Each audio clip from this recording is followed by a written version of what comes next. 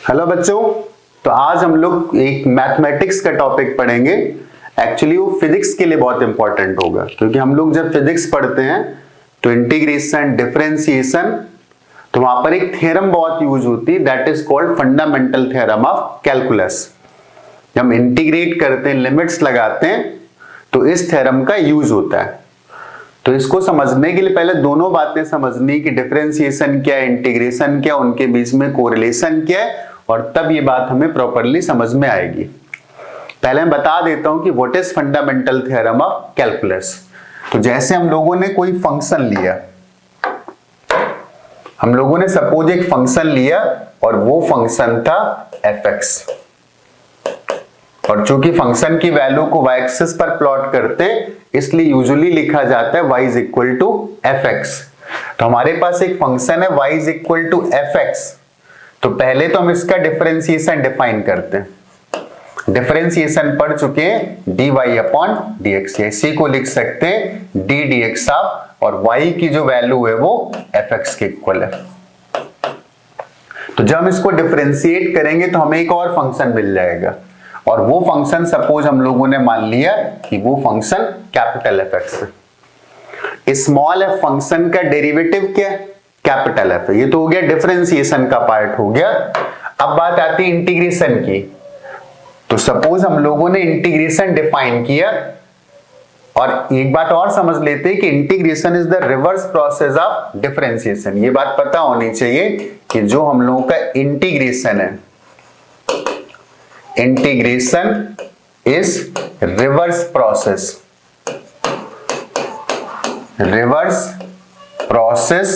Of differentiation. Integration is the reverse process of differentiation. अगर fx का derivative capital fx है तो इसका जो इंटीग्रेशन आएगा वो स्मॉल fx आएगा। इसका मतलब है कि integral capital fx into dx and this is small fx। तो इंटीग्रेशन, डिफरेंशिएशन दोनों एक दूसरे के रिवर्स प्रोसेस है। जैसे हम बोलते हैं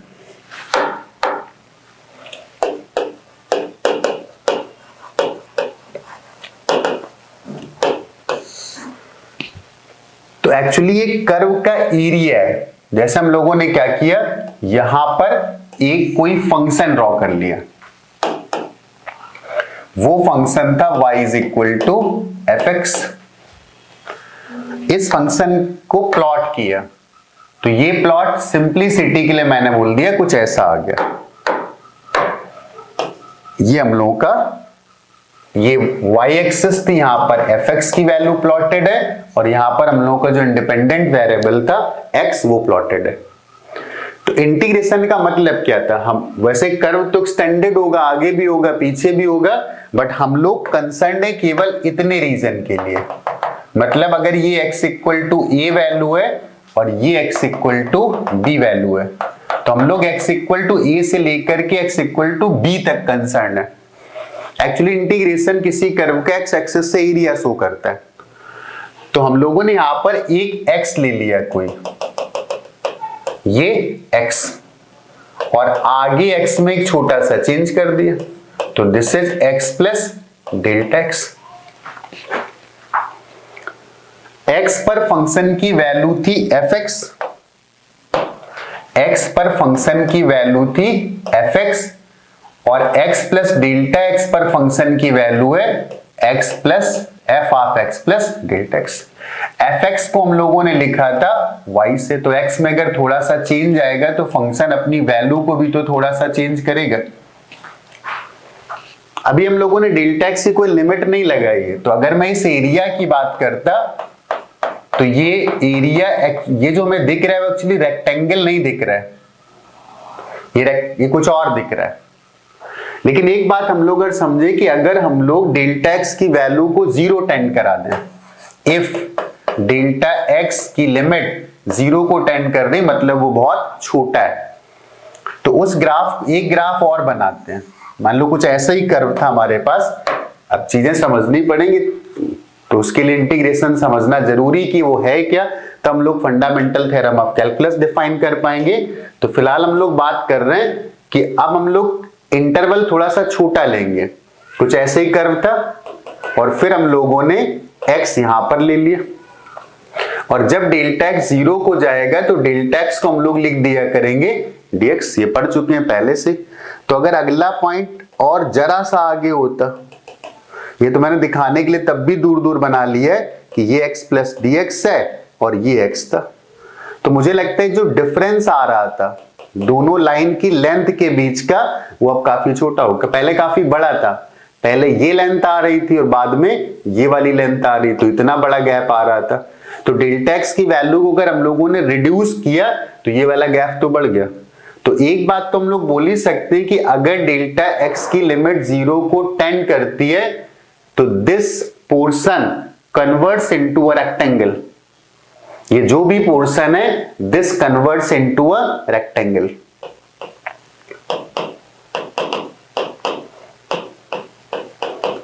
तो ये हम लोगों का रेक्टेंगल बन जाएगा। तो अब हम लोग बोल सकते हैं कि अगर ऐसे dx बहुत छोटे छोटे पार्ट ले लिए जाए तो ये छोटे छोटे रेक्टेंगल्स आएंगे, और उन सारे रेक्टेंगल के एरिया को अगर ऐड कर देंगे तो हमें इस कर्व का ये टोटल एरिया मिल जाएगा। इसी एरिया को हम लोग बोलते हैं इंटीग्रेशन, fx का इंटीग्रेशन, जो भी हम लोगों ने फंक्शन लिया है। तो अब वो एरिया कैसे निकालते हैं ये समझना। ये y एक्सिस थी, ये x एक्सिस थी,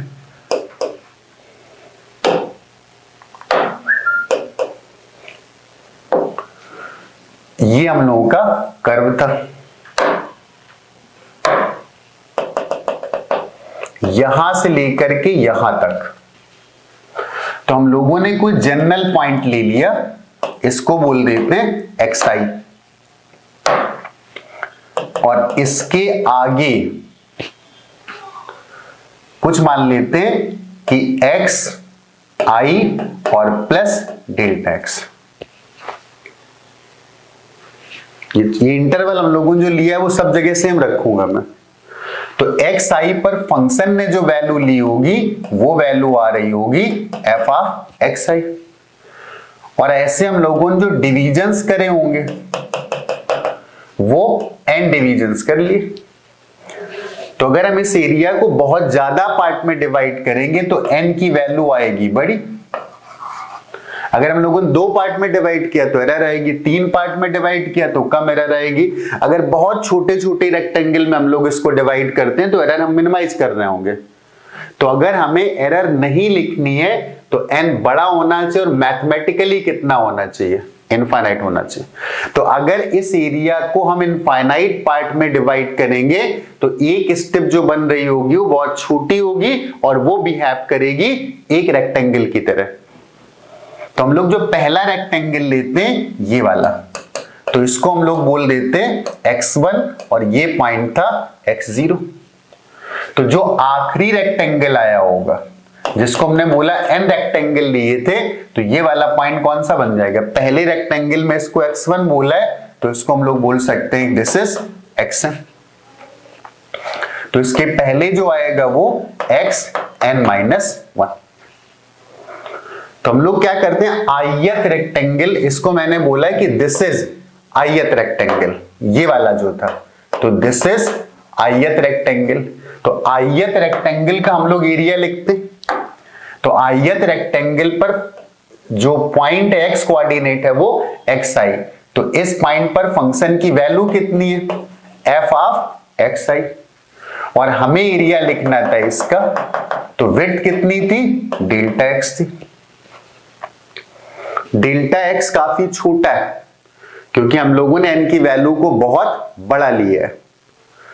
तो ऐसे ऐसे अगर सारे जोड़ दिए जाए और i की वैल्यू को 1 से लेकर के n तक, और n की वैल्यू किसको टेंड कर रही थी, इन्फिनिटी को टेंड कर रही थी, तो ये क्या मिल गया, हमें मिल गया इस कर्व का एरिया, और यहां से लेकर के यहां तक के बीच का एरिया मिला है, मतलब ये वाला एरिया हम लोगों को मिला है, ये वाला। तो जब कॉन्टिन्यूअस लेवल पर हम समेशन करते हैं तो इसी समेशन को लिख दिया जाता है इंटीग्रेशन। इसका एक ही मतलब है, ये डिस्क्रीट लेवल पर चीजों को ऐड करते हैं और ये कॉन्टिन्यूअस लेवल पर चीजों को ऐड करते हैं। जो पॉइंट xi लिखा था उसको जनरल पॉइंट बोल देते हैं कि वो x लिखा हुआ है। अब कंटिन्यूअस चेंज आ गया, पहले 1 2 3 चल रहा था और जब इनफाइनाइट कर दिया तो उस केस में फिर अब सारे पॉइंट आने लगेंगे।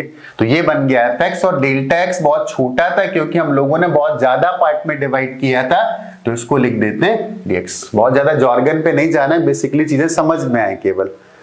और लिमिट जहां पर हम लोगों ने xi लिखा था वो एक्चुअली हम लोगों ने माना था x इक्वल टू a, तो यहां पर हमें लिमिट लगानी थी कि xi से लेकर के जब n की वैल्यू को हम 1 लिखेंगे तो वहां पर यहीं से तो शुरू करेंगे, तो x की वैल्यू को a से लेकर के b तक। तो ये हमें एरिया मिल गया फंक्शन fx का a और b के बीच में, और यही हम लोगों का इंटीग्रेशन कहलाता है। अब जैसे मैंने एक बात बोली थी कि integration is the reverse process of differentiation, तो ये बात क्लियरली समझ में आ गई होगी। अब ये देखते हैं कि इंटीग्रेशन डिफरेंशिएशन का रिवर्स प्रोसेस कैसे हो गया।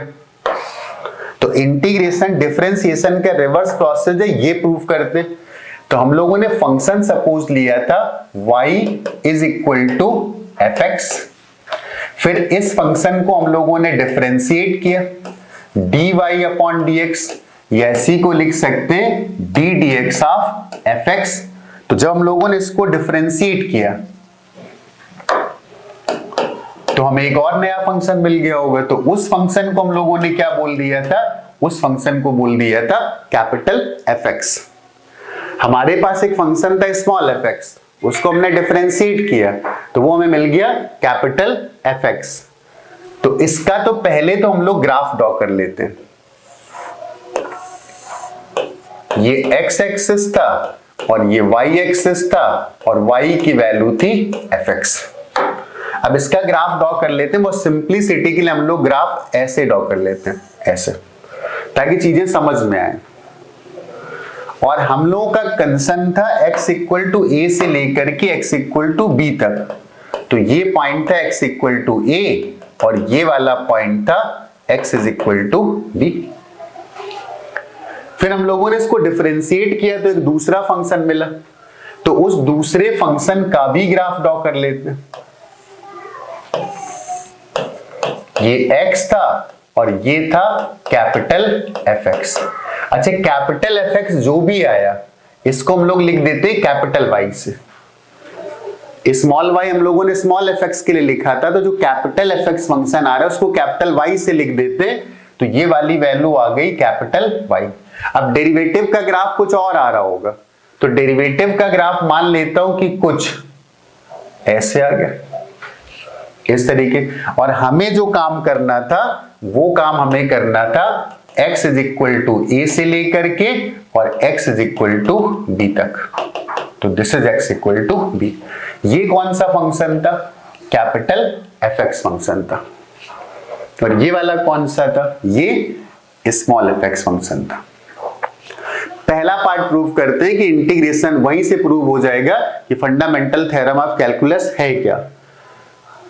तो हम लोगों ने डिफाइन किया था कि y is equal to small fx और उसका डेरिवेटिव क्या, कैपिटल fx था। तो ये प्रूव करते हैं कि इंटीग्रेशन डिफरेंशिएशन का रिवर्स प्रोसेस है। तो यहां से स्टार्ट करते हैं इतने पार्ट से, तो यहां से हम लोग लिख सकते हैं d of fx is equal to capital fx into dx या capital y into dx। d of fx क्या था, fx था स्मॉल y, तो this is d of small y is equal to capital fx dx is equal to capital y dx। अब एक काम करते हैं, ऐसे dy सारे ऐड कर देते हैं। dy एक्चुअली ये वाला dy था, ये y था और x की वैल्यू में जब dx का चेंज किया तो ये मिल गया y प्लस dy। तो जो dy की वैल्यू आ रही है वो एक्चुअली ये आ रही होगी, दिस इज dy। तो ऐसे ऐसे अगर हम लोग a से b तक इसको समेशन कर दें, तो अगर इसको a से लेकर के b तक समेशन करते हैं तो उसी को हम लोग बोलते हैं इंटीग्रेशन। तो integral dy is equal to integral fx dx is equal to integral y dx। हमें तो a से b तक काम करना था ना, तो अगर dy सारे ऐड कर देंगे तो इस इंटरवल के लिए हमें ये मिल जाएगा क्या, y मिल जाएगा। या इन जनरल में बात करता, तो इन जनरल अगर बात करता तो मैं बोल देता कि dy का इंटीग्रेशन, वही हाँ लिमिट की थोड़ी प्रॉब्लम आएगी, पहले ये समझ में आए तो बाद में वो भी समझ में आएगा। तो इंटीग्रल dy मतलब y, dy सारे ऐड कर दोगे तो हमें y मिल जाएगा। अब यहाँ पर एक इनिशियल लिमिट एडजस्ट करेंगे, उसकी बातें बाद में करेंगे, फिलहाल इतना समझ लेते हैं integral dy equal to y and y is equal to integral fx dx। y क्या था, इंटीग्रेशन में वैसे कांस्टेंट आता है, उसी कांस्टेंट को रिमूव करने की कोशिश कर रहा हूं। एक बार अगर प्रॉपरली कर देता हूं तो इंटीग्रल dy का मतलब क्या था कि जब ये dy सारे ऐड करूंगा तो ये वैल्यू हमको मिलेगी आकर के। और इन जनरल अगर मैं बात कर रहा हूं और ये वैल्यू सपोज थी x0 या कोई भी कांस्टेंट की वैल्यू, इस कांस्टेंट को मैं c मान लेता हूं, तो हमें जो ये वैल्यू मिलेगी, ये वाली वैल्यू मिलेगी, तो ये वैल्यू आ जाएगी y माइनस सी। तो हमें y माइनस सी लिख देना चाहिए यहां पर, या कोई कांस्टेंट है उसको कांस्टेंट मान के ही लिख देते, c मान लेते, कांस्टेंट है नेगेटिव में चला गया होगा, इसको माइनस सी मान लेते हैं, राइट। तो इंटीग्रल fx dx क्या था, इंटीग्रल fx dx था कैपिटल F का इंटीग्रेशन, और वो किसके इक्वल आ गया, y के इक्वल आ गया। तो यहां से capital fx into dx integration is equal to, और स्मॉल y क्या था, fx था, और प्लस एक कांस्टेंट c आ गया। फॉर एग्जांपल मैं सिंपली समझने के लिए इस कांस्टेंट को मान लेता हूं 0। तो अगर इस कांस्टेंट को मैं 0 मान लेता हूं तो हमारे पास रिजल्ट आ गया integral fx dx is equal to small fx। Small fx का डेरिवेटिव क्या था, कैपिटल fx। तो कैपिटल fx का इंटीग्रेशन क्या आ गया, स्मॉल fx। तो यहां से क्या प्रूव हो गया, यहां से ये प्रूव हो गया कि integration is the reverse process या reverse of differentiation.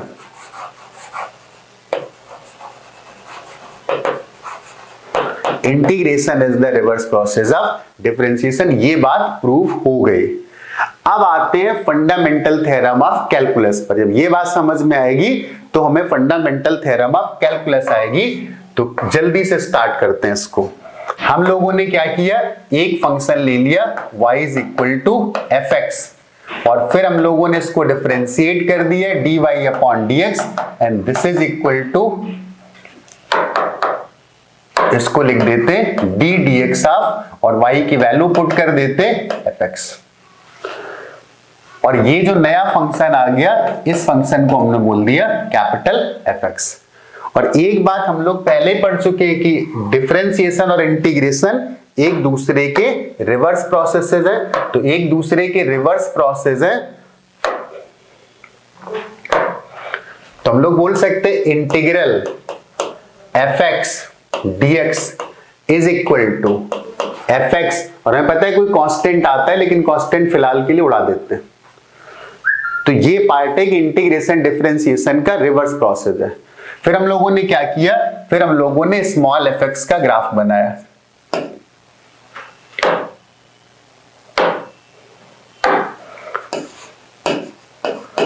Small fx और dx, और वो ग्राफ सपोज ऐसा आ गया। हमें जो काम करना था वो काम करना था केवल x इक्वल टू a से लेकर के x is equal to b तक। तो x इक्वल टू a पर ये value, x equal to b पर ये वैल्यू। और हम लोग इस वाले फंक्शन का भी ग्राफ बना लेते। तो ये कैपिटल, इसको हम लोग बोलते हैं जो कैपिटल fx आया है, दिस इज कैपिटल y, और ये x एक्सिस ये था capital y is equal to capital fx, और इसका ग्राफ सपोज ऐसे आ गया। हमें जो काम करना था वो a से b करना था। तो ये x is equal to A और ये x is equal to B. हमें इसकी वैल्यू पता करनी है, integral F X D X, इसका मतलब हमें इसका एरिया निकालना है, ये वाला। तो जब टोटल एरिया हम ऐड कर देंगे, तो इसका जब एरिया ऐड करेंगे तो ये आ गया स्मॉल एफ एक्स, और स्मॉल एफ एक्स का मतलब क्या था, दिस वाज एक्चुअली y, इसको हम लोगों ने लिखा था y लिखा था। अब हमें प्रूव करना है कि a से b लिमिट लगाएंगे तो इसकी वैल्यू क्या आ रही होगी। कैपिटल एफ एक्स का इंटीग्रेशन स्मॉल एफ एक्स है और small F X is equal to y। तो हम लोग यहां से स्टार्ट करते हैं, इस जगह से स्टार्ट करते हैं। तो यहां से हम लोग लिख सकते हैं डी ऑफ एफ एक्स और इसी को लिख देते, और एफ एक्स का मतलब था y, तो ये हो गया डी ऑफ y, और इस dx को वहां पर मल्टीप्लाई कर देते हैं, तो this is F X dx, और इसी को लिख देते हैं कैपिटल Y dx। हमें एक्चुअली इसका समेशन चाहिए था, इंटीग्रेशन यही तो चाहिए था, तो हम लोग इसी पूरे फंक्शन को इंटीग्रेट कर देते हैं। तो एक्चुअली हमें ये चाहिए था, तो integral F X dx is equal to, इसको केवल ले लेते हैं इंटीग्रल dy। हम लोग a से b गए, तो ये तो हमें पता चल गया कि दिस इज एरिया, और ये वाला एरिया लिखा हुआ, इस एरिया को हम लोग मान लेते a नॉट, तो ये एक्चुअली लिखा हुआ है a नॉट। y क्या था, जब हम लोग यहां ये x था और हम लोग फिलहाल अभी x, इस वाले x पर काम कर रहे हैं, तो a से b तक जाना है, तो x की वैल्यू को यहां से यहां तक आना है। तो x पर जो चेंज आया था y का, वो चेंज एक्चुअली कितना था, वो चेंज था dy का। तो अगर a से b जाएंगे तो ये तो हमें दे देगा एरिया, लेकिन स्मॉल y फंक्शन की बात करें तो a से अगर b जाएंगे तो ऐसे ऐसे जितने भी dy ऐड कर रहे होंगे, ये dy, तो वो वैल्यू हमें मिल जाएगी, ये वाली वैल्यू, ये वाली वैल्यू। या dy हम लोग ऐड करेंगे, तो जैसे x का चेंज हुआ तो y में ये चेंज आया, तो ऐसे अगर सारे dy ऐड कर देंगे तो हमें फिर ये वाली वैल्यू मिल जाएगी। x इक्वल टू a पर जो वैल्यू थी वो थी f ऑफ a, और x इक्वल टू b पर जो वैल्यू थी वो f ऑफ b। तो हमें जो ये वाली लेंथ मिल रही होगी, दिस लेंथ यहां तक था x of b, f of b, और ये था f ऑफ a, तो ये जो वैल्यू आ गई, this is f of b minus f of a, और इसी को हमने बोला था इंटीग्रल dy। तो इंटीग्रल dy की जो वैल्यू आ गई वो f of b minus f of a आ गई।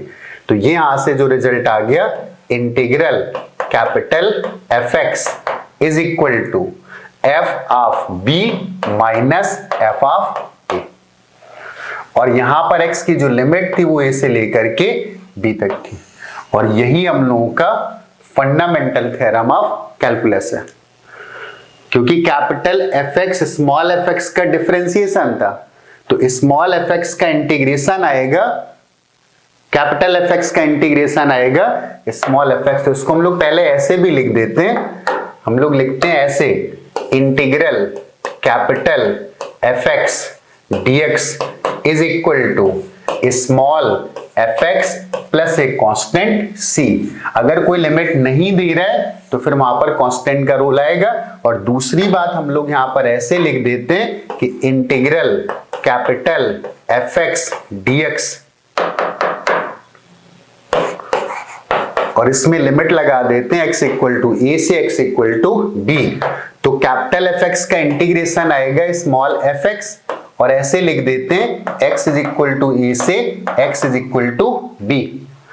इसका मतलब ये अपर लिमिट और ये लोअर, पहले कौन सी लिमिट लगाते हैं, अपर, तो ये आ जाएगा f ऑफ b, और फिर लगाते हैं लोअर लिमिट, तो this is f of a, और ये हम लोगों का बन गया फंडामेंटल थ्योरम ऑफ कैलकुलस।